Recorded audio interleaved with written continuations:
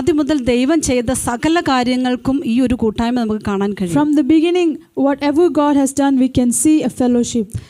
ആദ്യം സൃഷ്ടി നടത്തിയത് മുതൽ ഇന്ന് വരെയുള്ള എല്ലാ കാര്യങ്ങളിലും ദൈവം ആ കൂട്ടായ്മയ്ക്കകത്ത് നിന്നാണ് എല്ലാം ചെയ്യുന്നത്. From the beginning of the creation, everything God did within that fellowship. പിതാവ്, പുത്രൻ, പരിശുദ്ധാത്മാവ് എന്ന കൂട്ടായ്മയ്ക്കകത്താണ് ദൈവം സകലവും ചെയ്യുന്നത്. God did everything in the fellowship of the Father, Son and the Holy Spirit. യേശു കർത്താവ് പറയുകയാണ്, ഞാൻ സ്വയമായിട്ടൊന്നും ചെയ്യുന്നില്ല. Jesus also said, I do not do anything of my own. പിതാവ് ചെയ്തു കാണുന്നതാണ് ഞാൻ ചെയ്യുന്നത്. I do what I see my Father is doing.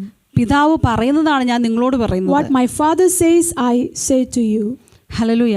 അവിടെ ഒരു വലിയ കൂട്ടായ്മ നമുക്ക് കാണാൻ കഴിയും. So there also we can see a great fellowship. സ്വർഗ്ഗത്തിലും ദൈവവും ദൂതന്മാരും തമ്മിൽ വലിയൊരു കൂട്ടായ്മയുണ്ട്.